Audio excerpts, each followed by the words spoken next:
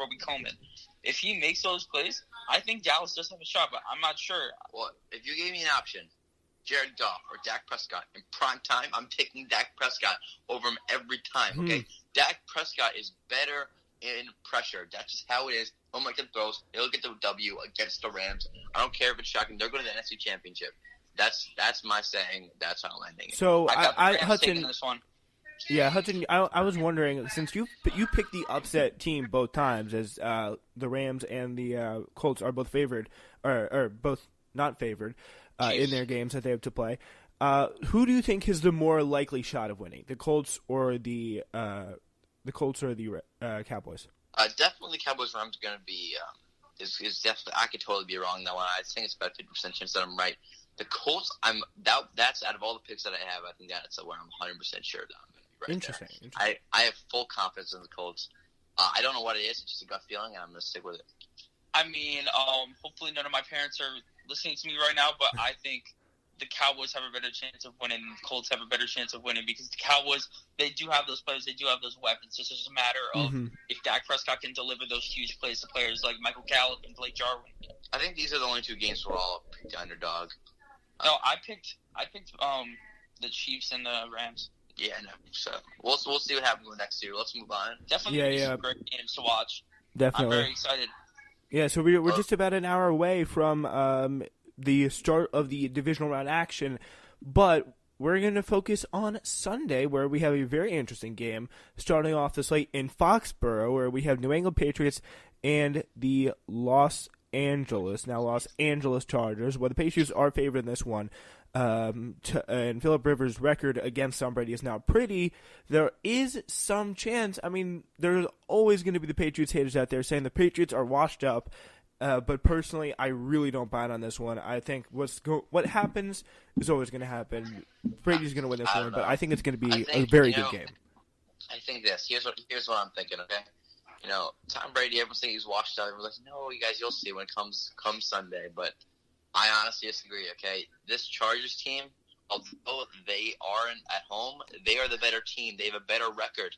They are 12-4, okay? They're 7-2 on the road. They showed it against Ravens, one of the hardest places to play. They beat the Chiefs in Arrowhead. That's the hardest place to play in the NFL. They beat the Steelers in Pittsburgh. That's the second hardest place to play in the NFL.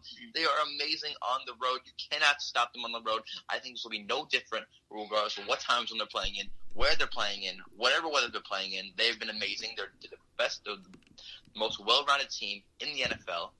This is my AFC Super Bowl team. As of right now, it might be the Colts if they pull it out. But the Chargers are just too good, and I think Tom Brady does not know what to do against this defense. I think I'm gonna have to agree with that. I mean, every week we've been saying, "Oh, is Tom Brady? Is his legacy over? Like, is he washed up?" And then every week we get the same response. Oh, just wait till next week. But then what do we see? We see the same stuff. I mean, Tom Brady just doesn't look the same anymore. He's just throwing like these little check down passes. The offensive line is having trouble, and that's what happens when you lose players like huge players like Mason and people like that. Right, and all these players on this offensive line, it does not look good anymore. And obviously, Rob Gronkowski's not playing with a passion. He just looks very bad up there. He looks old.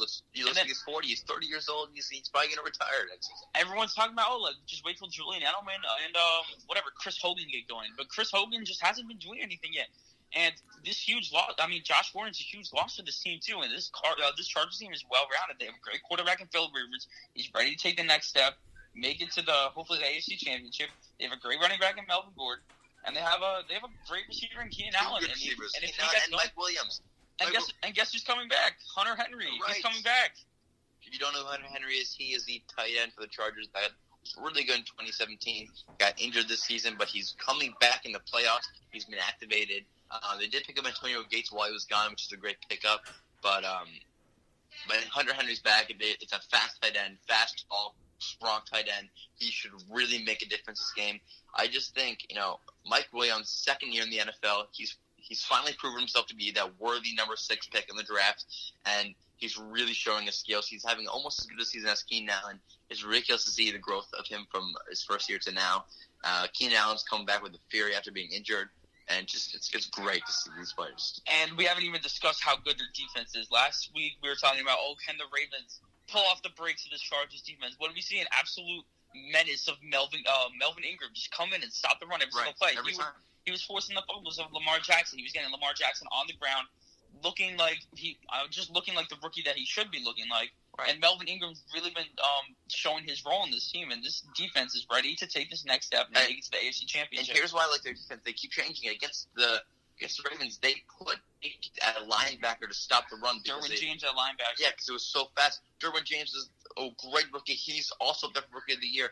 It's crazy to see how good this defense is. They keep getting better and better every season. It doesn't look like they're going to slow down here. Tom Brady has no match. His defense just play good in the postseason, but that won't matter against this offense. They have two tall, great receivers. Their offense is too good. Tom Brady's offense is slowing down. They don't have receivers. They lost their best receiver in Josh Gordon. Their running game is not the best. Very shaky. Very inconsistent, exactly. And I don't see how anyone can think Tom Brady is good enough for this. Everyone's I think that's the team. I just don't think. Yeah, I just don't think he has the team anymore to pull this off because, I mean, he needs a team at his age, especially a good offensive line. I mean, even especially at his age now, he's not Superman. He can't survive a bad offensive line, which is what he has to deal with. And, I mean, people say... The offensive line's been dealing with a lot of penalty issues. You definitely saw that against that huge game against the Pittsburgh Steelers. They had a lot of penalties going in, and Brady was under pressure a lot against a defensive line that was... they're not the greatest, but they're like in the middle of the pack of the Pittsburgh Steelers. Yeah, and I think really important. Tom Brady was scared to take hits. He was leaning back. He throws these little dink checkdown passes to James White and Sonny Michel. Right, he's not who he was. I mean, I know he's still amazing. He's still a GOAT, but 41 years old, Tom Brady, you're the greatest of all time in my mind, but this is not your year, man. So you just got to sit down and let the Chargers take this one. He's definitely in the self-preservation game because I know he said things like, I want to play till like I'm like 50 or whatever, but I don't know if he's going to be able to do that at this day and age. I don't know especially how long he's going to be able to do it with the New England Patriots. I think things really got crazy last year when they traded Jimmy Garoppolo. That was to me. Because when you're so good for so long, you get less good players every now and then, and because of that, you get worse. Your team slowly gets to get worse. And although somebody's taking less salary, they're just too good. They keep going 11-4, 10-6, 12-4, 13-3, and they just can't. They just keep getting like two draft picks to get good players that change the game, and because of this, they can't get any better, and they're only going to get worse. And Tom Brady's going to take more hits. The offensive line's going to get worse, and because of that, that's just what's going to happen to Tom Brady, and eventually he's going to have to retire, or else he could suffer an injury that we don't want to see happen to him. All right, so we are going to move on to the final game, 4:40 p.m., the NFC Divisional Playoffs, Philadelphia Eagles, New Orleans Saints. It's going to be a very tight one, and the question is, can the Eagles keep their momentum? They kind of got the Super Bowl in an underdog fashion last year, but can they keep their momentum going against the New England Saints, who are pretty heavily favored, according to ESPN's Football Power Index, more than any other game that we've gotten to yet, to win this game? The Saints are. So just give you the quick stats here. Eagles are 9-7, Saints 13-2. They've looked incredible this year. The Saints have, and I think the Saints definitely do have this one, and I mean it will be, especially after last week's disappointment at Chicago. I think it's going to be good to see Eagle fans get a taste of their medicine. So I mean, definitely all we've been hearing for the past years, all this Nick Foles double doink, Nick Foles Philly special, Nick Foles, everyone put up your Nick Foles shrine, because then Peter Schrager, you better take down your Nick Foles shrine. It's the Saints season right now. You're going to Mercedes-Benz Superdome and you expect yourself to win. You think you're absolutely out of your mind. He's Drew Brees right now. He's a legend in the making. You got this unbelievable run game. You got Alvin Kamara, and if Alvin Kamara's tired, you got the 1-2 punch in Mark Ingram, too. And you got these unbelievable receivers, Michael Thomas. You know that this Eagles secondary is depleted. They got Cravon LeBlanc. Sounds like he's French. He's playing cornerback to the Eagles. Sounds like he just came off the practice spot. Unbelievable.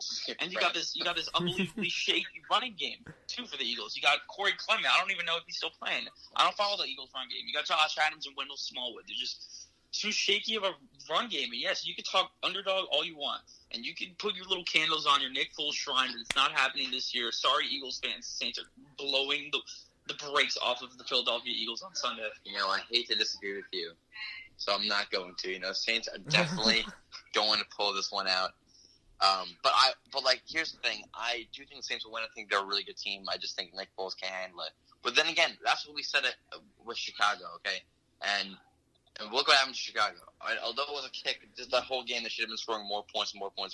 And yet Nick Foles just kept doing what he does. And I think I wouldn't be surprised if an upset happened here. This is the one game I wouldn't be surprised. Out of the other game, I'd probably be shocked except for the Colts.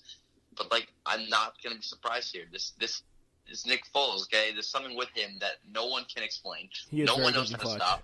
And it's just this weird thing where, they always have a chance. Every playoff game, you don't know why, but you always feel they have a chance. Against the Bears, I didn't know why, but I felt they were always in that game. And they won that game. And I think in this game, I don't know how, but they're in this game. It's going to be a good game, and I'm very excited to see this game. This is my second favorite game of the divisional rounds, and then Colts is my favorite. I feel like the only difference that you can see between the Bears and the Saints is that, yes, the Bears, they do have an up-and-coming running quarterback in Mitch Trubisky, but I don't think he's just ready to start in such a meaningful playoff game yet.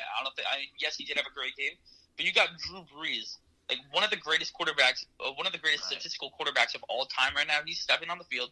You're looking straight at Drew Brees, and you're looking at all the weapons behind him. You have Michael Thomas, you have Mark Ingram and Alvin Kamara coming out of the backfield. You have a great offensive line that's been performing very well, and this defense is a lot better in the Superdome. So you don't want to face the Saints team coming down the road. I know.